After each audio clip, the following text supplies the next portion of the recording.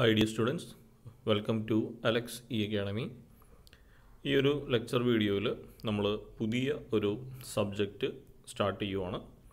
CE 407 transportation engineering 2. അപ്പോൾ ഈ ഒരു ലെക്ചറിൽ നമ്മൾ ഈ ഒരു ട്രാൻസ്പോർട്ടേഷൻ എഞ്ചിനീയറിംഗ് 2ൻ്റെ ഒരു സബ്ജക്റ്റ് ഓവർവ്യൂവും ഫസ്റ്റ് മൊഡ്യൂളിൻ്റെ ഫസ്റ്റ് ലെക്ചറുമാണ് കവർ ചെയ്യാൻ പോകുന്നത്. അപ്പോൾ ആദ്യം തന്നെ നമുക്ക് ഈ ഒരു ട്രാൻസ്പോർട്ടേഷൻ എഞ്ചിനീയറിംഗ് 2ൻ്റെ സിലബസ് ഒന്ന് നോക്കാം. അപ്പോൾ സബ്ജക്റ്റ് കോഡ് വരുന്നത് CE 407, subject name transportation engineering 2. 3 credit ആണ് ഈ ഒരു സബ്ജക്റ്റിനുള്ളത്. ഇത് 2015 സ്കീം KTU സ്റ്റുഡൻസിന് പഠിക്കാനുള്ള ഒരു സബ്ജക്റ്റാണ്. 7th സെമസ്റ്റർ, 7ാമത്തെ സെമസ്റ്റർ സിവിൽ എഞ്ചിനീയറിംഗ് KTU സ്റ്റുഡൻസിന് പഠിക്കാനുള്ള സബ്ജക്റ്റാണ് ഈ ഒരു ട്രാൻസ്പോർട്ടേഷൻ എഞ്ചിനീയറിംഗ് 2. ഇതിൻ്റെ ടെക്സ്റ്റ് ബുക്കുകളുടെ ഡീറ്റെയിലും റെഫറൻസ് ടെക്സ്റ്റിൻ്റെ ഡീറ്റെയിൽസും ഒക്കെ സിലബസിൽ കൊടുത്തിട്ടുണ്ട്. ഇനി നമുക്ക് സിലബസിലേക്ക് പോയാൽ ഇതിൻ്റെ അകത്ത് മെയിനായിട്ട് ഈ ഒരു സബ്ജക്റ്റിൽ നമുക്ക് മെയിനായിട്ട് പഠിക്കാനുള്ളത് റെയിൽവേ എഞ്ചിനീയറിംഗ് ആണ്. ആദ്യത്തെ 4 മൊഡ്യൂൾ റെയിൽവേ എഞ്ചിനീയറിങ്ങിനെ ബേസ് ചെയ്തിട്ടുള്ള ടോപ്പിക്സാണ് നമുക്ക് പഠിക്കാനുള്ളത്. അത് കഴിഞ്ഞാൽ നമുക്ക് ടണൽ ഉണ്ട്, ഹാർബർ ഉണ്ട്. ഓക്കെ, അപ്പോൾ നമുക്ക് ജസ്റ്റ് ബ്രീഫായിട്ട് നോക്കാം. അപ്പോൾ ഫസ്റ്റ് മൊഡ്യൂളിൽ നമ്മൾ ഇന്ത്യൻ റെയിൽവേ അതിൻ്റെ ഒരു ഇൻട്രൊഡക്ഷനാണ് പഠിക്കുന്നത്. അതിന് 15 മാർക്കാണ് വെയിറ്റേജ് വരുന്നത്. സെക്കൻഡ് മൊഡ്യൂളിൽ നമ്മൾ റെയിൽവേയുടെ തന്നെ കണ്ടിന്യൂഷനായിട്ട് റെയിൽവേയുടെ കമ്പോണൻസ് എന്തൊക്കെയാണ് കാര്യങ്ങളാണ് ഡിസ്കസ് ചെയ്യുന്നത്. അതേപോലെ geometric design of railway track, ഒരു റെയിൽവേ ട്രാക്കിൻ്റെ ജോമെട്രിക്കൽ ഡിസൈനും പഠിക്കാനുണ്ട്. ഇതും 15% ആണ്, 15 മാർക്സാണ് നമുക്ക് ഈ ഒരു മൊഡ്യൂളിൻ്റെ വെയിറ്റേജ് വരുന്നത്. മൊഡ്യൂൾ 3ൽ നമുക്ക് പഠിക്കാനുള്ള railway operation and control, railway ഓപ്പറേഷൻസിനും കൺട്രോൾസിനെ ബേസ് ചെയ്തിട്ടുള്ള തിയറീസാണ് നമുക്ക് മൊഡ്യൂൾ 3ൽ പഠിക്കാനുള്ളത്. മൊഡ്യൂൾ 4ൽ മെയിൻ്റനൻസ്, റെയിൽവേയിൽ വരുന്ന മെയിൻ്റനൻസ്, റെയിൽവേ ആക്സിഡൻസിനെ പറ്റിയിട്ടാണ് നമുക്ക് മൊഡ്യൂൾ നമ്പർ 4ൽ പഠിക്കാനുള്ളത്. അപ്പോൾ മൊഡ്യൂൾ 3നും മൊഡ്യൂൾ 4നും 15 മാർക്സാണ് വെയിറ്റേജ് വരുന്നത്. ഓരോ മൊഡ്യൂളിലും 15 മാർക്സിൻ്റെ വെയിറ്റേജാണ് വരുന്നത്. ഇനി ലാസ്റ്റ് 2 മൊഡ്യൂൾ, 5th മൊഡ്യൂളിൽ നമുക്ക് ടണൽ എഞ്ചിനീയറിംഗ് ആണ് പഠിക്കാനുള്ളത്. ടണൽ എഞ്ചിനീയറിങ്ങിനെ ബേസ് ചെയ്തിട്ടുള്ള തിയറി ടോപ്പിക്സാണ് നമുക്ക് പഠിക്കാനുള്ളത്. മൊഡ്യൂൾ 6ൽ നമുക്ക് പഠിക്കാനുള്ളത് ഹാർബർ, ബ്രേക്ക് വാട്ടേഴ്സ്, ഡോക്സ്. അപ്പോൾ ഹാർബർ എഞ്ചിനീയറിംഗ് ആണ് മെയിനായിട്ട് 6th മൊഡ്യൂളിൽ വരുന്നത്. ഇനി 5th മൊഡ്യൂളിൻ്റെയും 6th മൊഡ്യൂളിലും 20% ആണ് വെയിറ്റേജ്. ഓരോ മൊഡ്യൂളിലും 20 മാർക്സാണ് വെയിറ്റേജ് ആയിട്ട് വരുന്നത്. ഓക്കെ, ഇനി ക്വസ്റ്റ്യൻ പേപ്പർ പാറ്റേൺ വരുന്നത് 100 മാർക്സിൻ്റെ പരീക്ഷയാണ്. 3 hour ആണ് ഡ്യൂറേഷൻ. പാർട്ട് എയിൽ, അതായത് ഒരു നോർമൽ KTUവിൻ്റെ പേപ്പറിലുള്ള അതേ ഒരു സ്പ്ലിറ്റപ്പാണ് വരുന്നത്. പാർട്ട് എ, അതായത് മൊഡ്യൂൾ 1ലും മൊഡ്യൂൾ 2ലെയും ക്വസ്റ്റ്യൻസ് ആണ്. 3 ക്വസ്റ്റ്യൻസ് ഉണ്ടാവും. 2 ക്വസ്റ്റ്യൻ നമ്മൾ കമ്പൾസറി ആയിട്ട് അറ്റൻഡ് ചെയ്യുക. ഓരോ ക്വസ്റ്റ്യനും 15 മാർക്ക്. പാർട്ട് ബി സെയിം തന്നെ, മൊഡ്യൂൾ 3ലും മൊഡ്യൂൾ 4ലെയും ക്വസ്റ്റ്യൻ ആണ്. 15 മാർക്കിൻ്റെ 2 ഫുൾ ക്വസ്റ്റ്യൻ അറ്റൻഡ് ചെയ്യണം. പാർട്ട് സി, മൊഡ്യൂൾ 5ഉം മൊഡ്യൂൾ 6 എന്നുള്ള ക്വസ്റ്റ്യൻസ് ആണ് വരുന്നത്. 20 മാർക്സാണ് ഓരോ ക്വസ്റ്റ്യനും വരുന്നത്. ഓക്കെ, ഇനി മാക്സിമം 4 സബ് ഡിവിഷൻസ് ഒരു ക്വസ്റ്റ്യനിൽ പ്രതീക്ഷിക്കാം. അപ്പോൾ ഈ 15 മാർക്കിൻ്റെ ഒറ്റ ക്വസ്റ്റ്യൻ അല്ലെങ്കിൽ 20 മാർക്കിൻ്റെ ഒറ്റ ക്വസ്റ്റ്യൻ എന്ന് പറയുമ്പോൾ അതിനകത്ത് വീണ്ടും സബ് ഡിവിഷനായിട്ട് ABCD എന്നുള്ള രീതിയിൽ ചോദിക്കാൻ സാധ്യതയുണ്ട്. ഓക്കെ, അപ്പോൾ ഇത്രയാണ് നമുക്ക് ഓവറോൾ ഈ ഒരു സബ്ജക്റ്റിൻ്റെ ഓവറോൾ വ്യൂ വരുന്നത്. ഓക്കെ, ഇനി നമുക്ക് മൊഡ്യൂൾ നമ്പർ 1ൽ എന്തൊക്കെയാണ് ഡീറ്റെയിൽഡ് ആയിട്ട് പഠിക്കാനുള്ളത് നോക്കാം. അപ്പോൾ മൊഡ്യൂൾ 1ൽ നമ്മൾ പറഞ്ഞായിരുന്നു ഇന്ത്യൻ റെയിൽവേയുടെ ഒരു introduction, role of Indian railway in national development, railway for urban transportation, modern development in railway. അപ്പോൾ മോഡേൺ ഡെവലപ്മെൻറ്റ് ഇൻ റെയിൽവേയിൽ വരുന്നതാണ് LRT and MRTS, tube railways, high speed tracks. അത് കഴിഞ്ഞാൽ പിന്നെ നമുക്ക് വരുന്നത് അലൈൻമെൻ്റ് ആണ്. അപ്പോൾ അലൈൻമെൻറ്റ്, അതിൻ്റെ basic requirement, factors affecting selection of alignment, components of railway track, components of railway track, ഓരോ കമ്പോണൻറ്റിൻ്റെ റിക്വയർമെൻറ്റ് ഫംഗ്ഷനും പഠിക്കണം.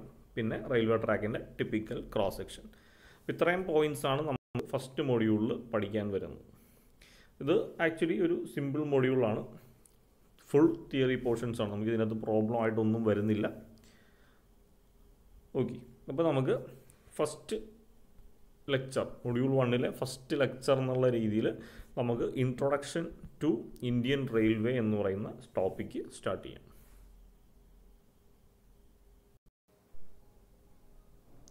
ഓക്കെ, അപ്പോൾ നമ്മൾ ഫസ്റ്റ് മൊഡ്യൂളിലെ ഫസ്റ്റ് ലെക്ചർ സ്റ്റാർട്ട് ചെയ്യുവാണ്. അപ്പോൾ ഇതിൽ നമ്മൾ ഡിസ്കസ് ചെയ്യുന്ന ടോപ്പിക് എന്ന് പറഞ്ഞാൽ ഹിസ്റ്ററി ഓഫ് ഇന്ത്യൻ റെയിൽവേ ആണ്. അപ്പോൾ നമുക്ക് സ്റ്റാർട്ട് ചെയ്യാം. Indian railway is India's national railway system operated by ministry of railways. അപ്പോൾ ഇന്ത്യൻ റെയിൽവേ എന്ന് പറയുന്നത് ഇന്ത്യയുടെ നാഷണൽ റെയിൽവേ സിസ്റ്റമാണ്. അത് ഓപ്പറേറ്റ് ചെയ്യുന്നത് മിനിസ്ട്രി ഓഫ് റെയിൽവേസ് ആണ്. Indian railway is divided into 18 zones.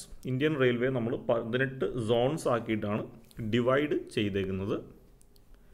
Headed by general managers who report to railway board. അപ്പോൾ ഓരോ സോൺസും ഹെഡ് ചെയ്യുന്നത് ജനറൽ മാനേജേഴ്സാണ്. ഇന്ത്യൻ റെയിൽവേ ബോർഡിൻ്റെ എംപ്ലോയീസ് ആണ് ഈ ജനറൽ മാനേജേഴ്സ് എന്ന് പറയുന്നത്. Indian railway is a major stake holders in 16 PSUs. അപ്പോൾ 16 PSUസിൽ മേജർ സ്റ്റേക്ക് ഹോൾഡേഴ്സ് ആണ് ഇന്ത്യൻ റെയിൽവേ.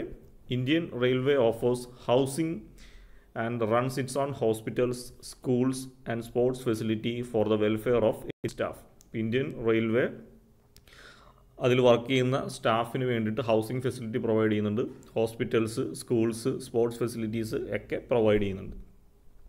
അപ്പോൾ ഇന്ത്യൻ റെയിൽവേയുടെ ഹിസ്റ്ററി എഴുതാൻ ചോദിച്ചിട്ടുണ്ടെങ്കിൽ, അപ്പോൾ ഇന്ത്യൻ റെയിൽവേ സ്റ്റാർട്ട് ചെയ്തത് മുതൽ ഇപ്പോൾ വരെയുള്ള ഇന്ത്യൻ റെയിൽവേയിൽ ഓരോ സംഭവിച്ചേക്കുന്ന മേജറായിട്ടുള്ള കാര്യങ്ങൾ മെൻഷൻ ചെയ്യാനാണ് ഉദ്ദേശിച്ചേക്കുന്നത്. അപ്പോൾ നമുക്ക് ഡീറ്റെയിൽഡ് ആയിട്ട് പറയുന്നില്ല, വളരെ ബ്രീഫായിട്ട് നമുക്ക് എന്തൊക്കെയാണ് വരുന്നത്, ഇമ്പോർട്ടൻ്റ് ആയിട്ട് ഇന്ത്യൻ റെയിൽവേയിലുള്ള നാഴികക്കല്ലുകൾ എന്തൊക്കെയാണെന്നുള്ളതാണ് നമ്മൾ ഡിസ്കസ് ചെയ്യുന്നത്. ഓക്കെ, ഇത് എല്ലാ വർഷവും പോയിന്റ് നിങ്ങൾ ഓർത്തില്ലെങ്കിലും ഇമ്പോർട്ടൻ്റ് ആയിട്ട് വരുന്നത് കുറച്ച് പോയിൻറ്റ്സ് നിങ്ങൾ ഓർത്തിരുന്നാൽ മതി. ഈ ഹിസ്റ്ററി ഓഫ് ഇന്ത്യൻ റെയിൽവേ ഒരു തവണ യൂണിവേഴ്സിറ്റി എക്സാമിന് ചോദിച്ചിട്ടുള്ള ഒരു ക്വസ്റ്റ്യനാണ്. അപ്പോൾ 1832 first proposal four railway in India in Madras was formed.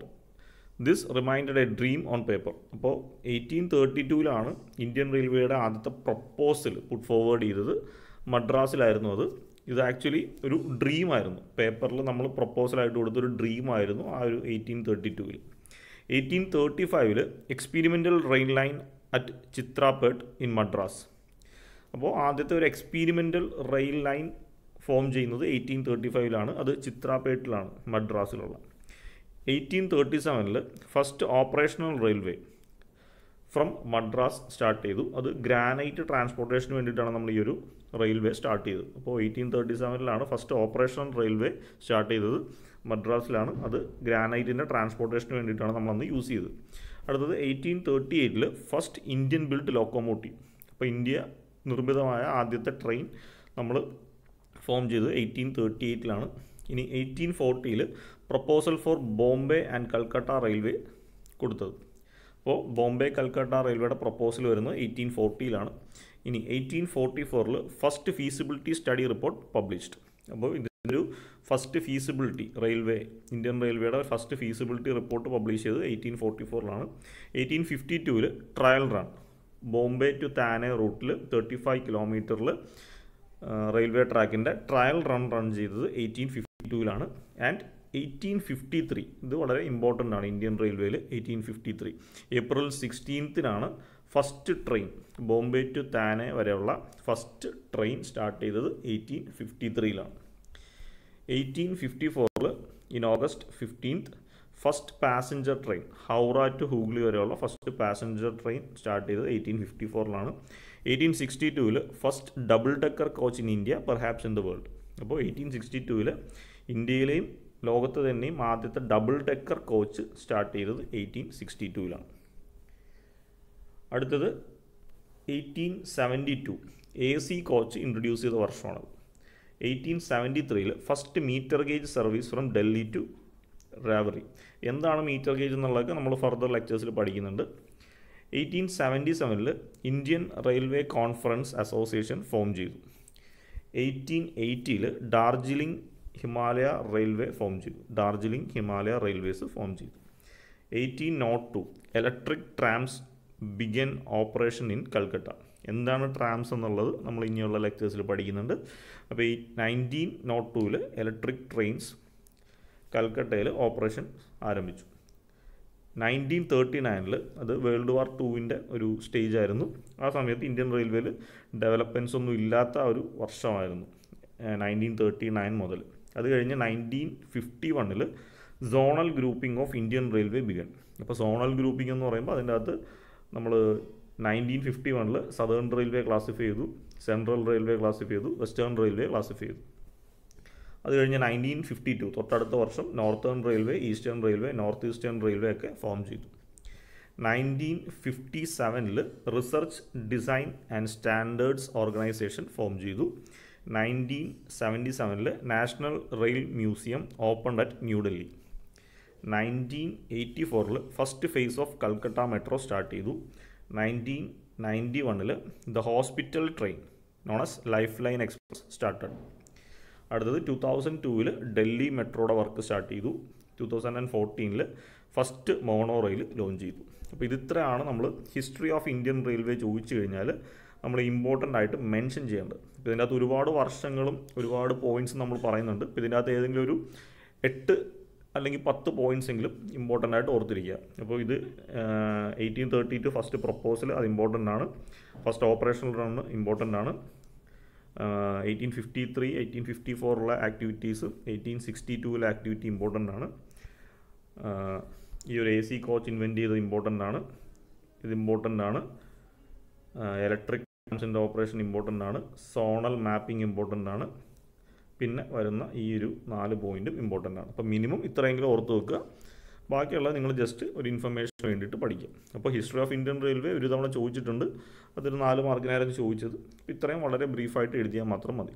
Okay, അപ്പോൾ ഈ ഒരു ലെക്ചറിൽ ഇത്രയേ ഉള്ളൂ. നമുക്ക് ഡീറ്റെയിൽഡ് ആയിട്ടുള്ള ബാക്കി ലെക്ചേഴ്സ് അടുത്ത ലെക്ചർ മുതൽ കണ്ടിന്യൂ ചെയ്യാം. Thank you.